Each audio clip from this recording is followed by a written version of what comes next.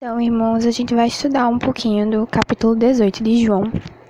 E aí, antes da gente começar, eu sugiro que os irmãos deem uma pausa no vídeo e leiam todo o capítulo, porque a gente não vai ler tudo junto agora, por causa do tempo do vídeo, tá? Com a leitura prévia de vocês já devem estar entendendo mais ou menos o que aconteceu. Então, a gente vai começar a leitura do versículo 1 até o 11. Acompanhe aí na sua Bíblia.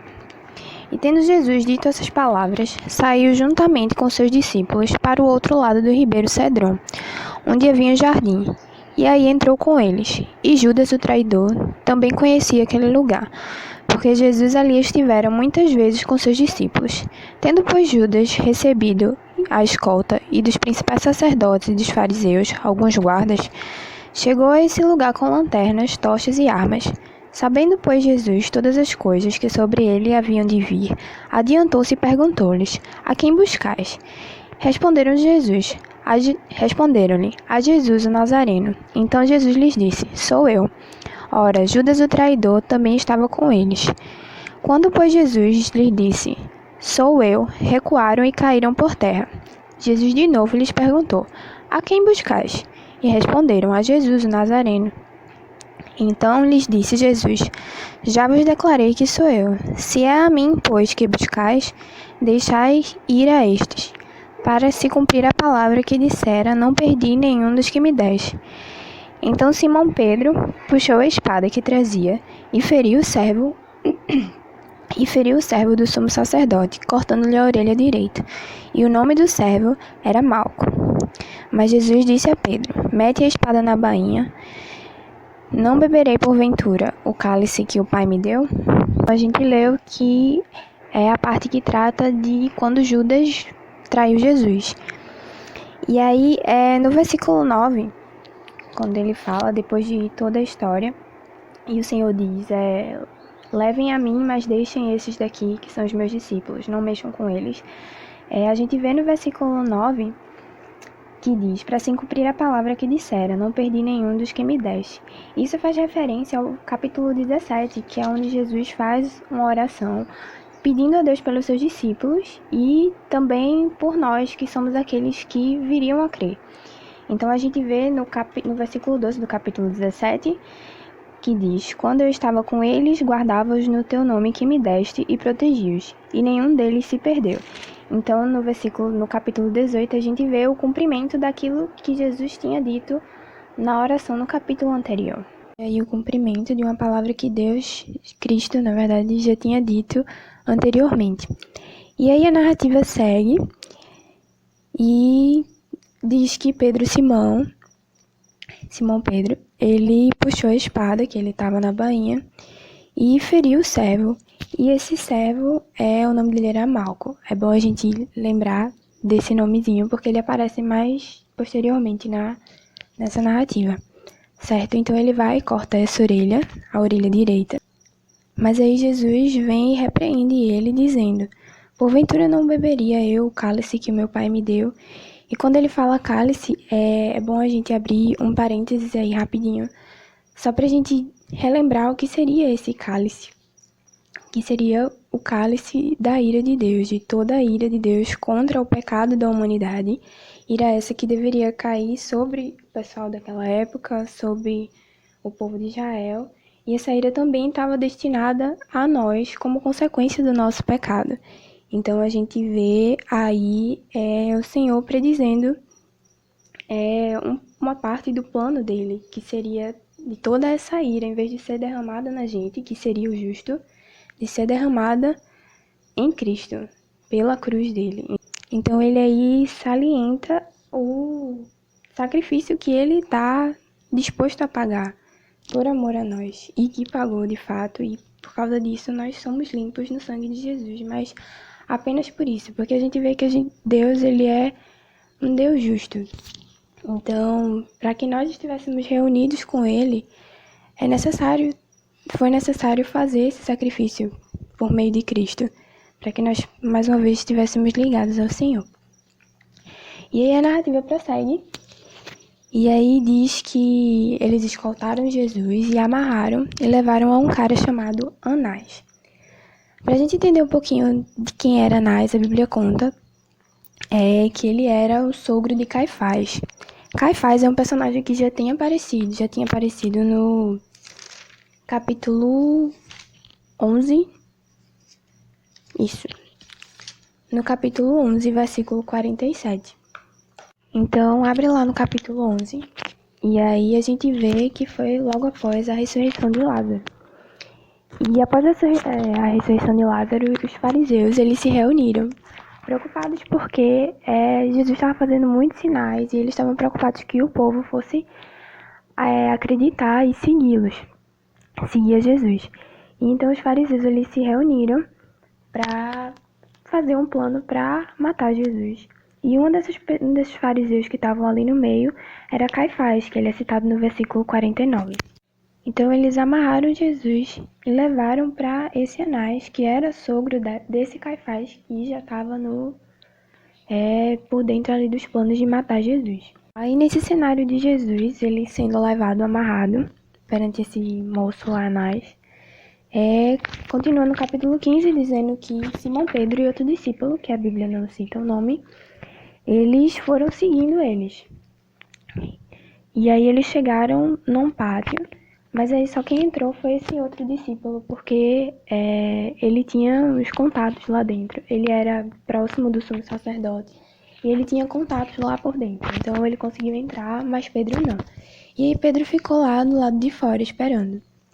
Só que aí a Bíblia conta que esse outro discípulo falou com uma empregada lá de dentro para colocar Pedro para dentro. Aí essa empregada foi lá, foi buscar Pedro. Aí nesse momento que ela estava buscando Pedro, a Bíblia conta que ela perguntou a Pedro no versículo 17, que diz: não és tu também um dos discípulos desse homem? E aí Pedro, ele disse que não. Ele negou, não sou. E aí a narrativa segue dizendo que estava muito frio lá, e aí o pessoal que estava ali dentro, provavelmente os trabalhadores, eles acenderam um fogo para se esquentar, e aí Pedro estava no meio deles. Após isso a gente tem uma mudança de cenário, onde Cristo vai ser interrogado por esse rapaz Anás, esse moço Anás que já tinha sido falado antes. E aí ele começa a perguntar sobre a doutrina de Cristo e sobre os discípulos dele. E aí Jesus fala, né? Eu tenho francamente falado ao mundo, no versículo 20. Eu tenho francamente falado ao mundo e ensinei continuamente, tanto nas sinagogas como no templo, onde todos os judeus se reúnem e nada disse em oculto. Por que você me interroga? Aí ele continua dizendo, né? Vá lá perguntar às pessoas que estavam ouvindo os meus discursos. E aí, após isso, diz que um guarda foi e deu uma bofetada em Jesus, e Jesus responde: se eu disse algo errado, então prove. Mas se eu digo a verdade, por que você me bate? Essa é na tradução NVT, e eu achei que ficou bem mais claro da gente entender. Mas aí há uma mudança de cenário de novo, e a gente volta lá para Pedro, que estava junto com o pessoal lá se esquentando. E aí, uma dessas pessoas que estava lá se esquentando com ele perguntou se ele não era um discípulo dele. E pela segunda vez, Pedro vai e nega. E na terceira vez, lembrando do Malcolm que apareceu lá, né, na cena do jardim, que foi o cara que Pedro foi que cortou a orelha. Pronto. Então esse Malcolm, ele aparece aqui no meio de novo, no meio desses trabalhadores. E vai lá e pergunta também, mas foi você que estava ali no meio, que é também seguidor de Jesus, e ele pela terceira vez nega. E a gente vê no versículo 27, que após essa terceira vez que ele negou, o galo cantou, que também é cumprimento de algo que Jesus já tinha dito, que até foi Mateus que expôs pra gente esse texto, de que Jesus predisse que Pedro ele ia negar a Cristo 3 vezes. E inclusive teve até um galo ao vivo. E aí, pronto, a gente já viu sobre isso. E aí, mais uma vez, muda de cena. E a gente vai pro versículo 28. E aí Jesus, depois que passou por Anás, lembrando que todo esse tempo ele estava amarrado, foi até agredido fisicamente, Eles saíram de Anás, levou para Caifás, e aí de Caifás, aqui no versículo 8, diz que levaram para o pretório, para ele ver Pilatos, para Pilatos ver ele, na verdade. E aí, o pretório, ele era tipo a casa do comandante da justiça lá, que era Pilatos. E ainda no versículo 28 diz que era cedo de manhã, então ele passou a madrugada toda, Cristo passou a madrugada toda sendo levado de um lugar para o outro, amarrado, como se fosse realmente um criminoso. E aí, quando eles chegaram nesse pretório, os fariseus que estavam levando Jesus, eles não quiseram entrar nesse lugar para que eles não se contaminassem, entre aspas, porque eles iam comemorar a Páscoa. E aí isso é um parênteses interessante da gente pensar um pouco aqui, porque os fariseus eles estavam muito preocupados com se manterem puros para uma festa, mas a gente vê que há uma incoerência porque ao mesmo tempo eles estavam querendo matar alguém e, por sinal, esse alguém era o próprio Filho de Deus. A gente vê no Velho Testamento que todos esses rituais, essas festas que foram instituídas por Deus, elas apontavam para um marco no relacionamento de Deus com o povo. Então, simbolizava algo grandioso que tinha acontecido e que o povo deveria lembrar, e aí Deus vai instituir essas festas, e uma delas é a Páscoa. Então, eles estavam tentando se manter puros, pelo menos a aparência pura, para participar dessa festa, mas no coração deles eles estavam tentando matar alguém, eles já vinham planejando isso há muito tempo. E essa pessoa que eles estavam tentando matar era o próprio filho do Deus que instituiu esses rituais. Então a gente vê uma incoerência gigante aí. Isso faz a gente pensar no nosso culto, nos rituais que a gente faz hoje em dia, que seria o nosso culto. De que forma eu tenho oferecido o meu culto a Deus? Não só no templo, mas nesse momento onde a gente está em quarentena e está tendo cultos pelo WhatsApp, pelas plataformas digitais. De que forma eu tenho prestado culto ao Senhor ali? Será que eu tenho apenas... tá começando o culto e eu vou lá para escutar o culto. Mas o meu coração, ele tá voltado para Deus, tá voltado para cultuar o Senhor de verdade? Ou aquilo é só para cumprir tabela, só para manter essa aparência de puro que nem os fariseus queriam manter lá naquela época?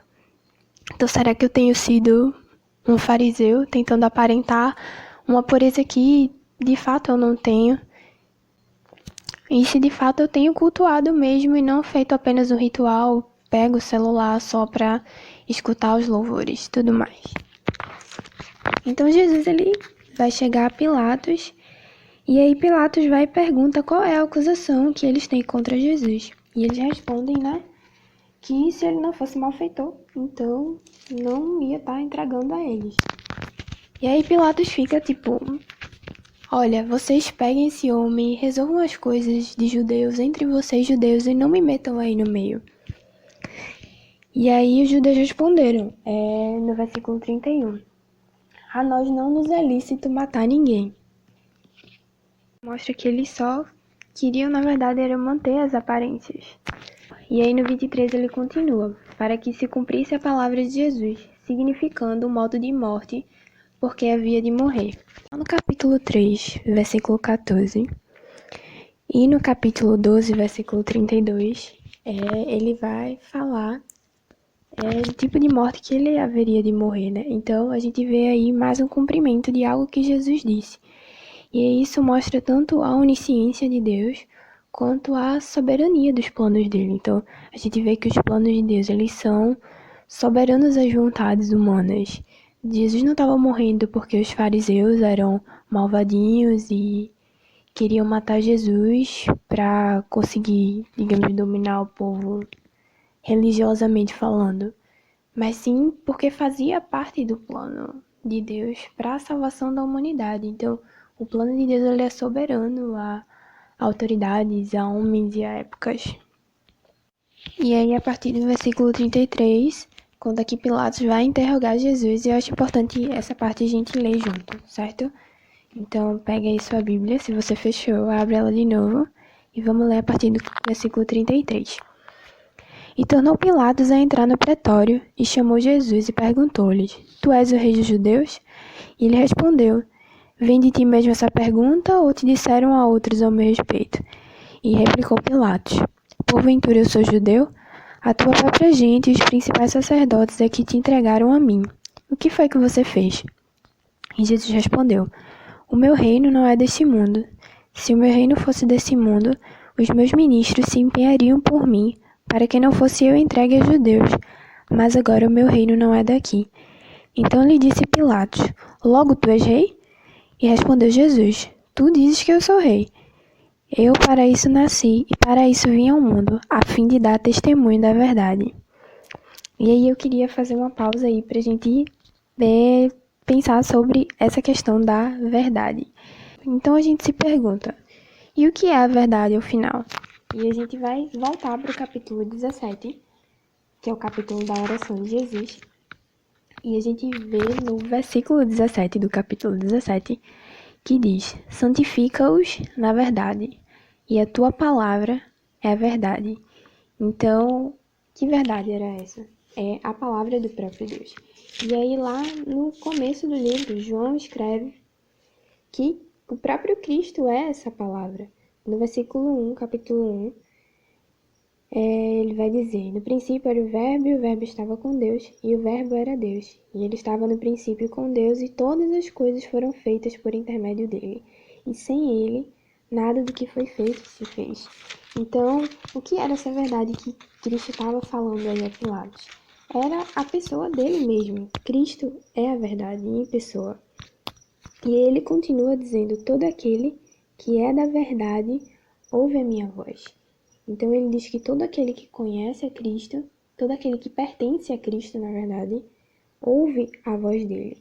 E aí Pilatos vai perguntar a ele: e o que é essa verdade? Mas não dá a chance dele responder, se vira para os judeus e diz: olha, eu não estou vendo pecado, não estou vendo crime nenhum nesse aqui. Vocês têm certeza que querem condenar ele?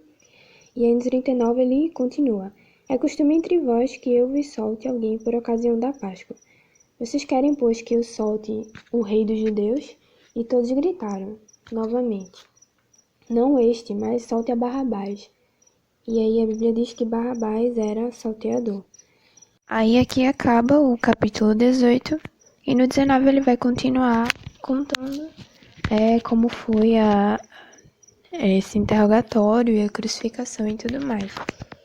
Mas aí no capítulo 18 o que fica pra gente realmente pensar é sobre a soberania dos planos de Deus. A gente vê no Antigo Testamento como Deus trabalhou na história, mesmo de um povo rebelde, que muitas vezes não queria saber de Deus.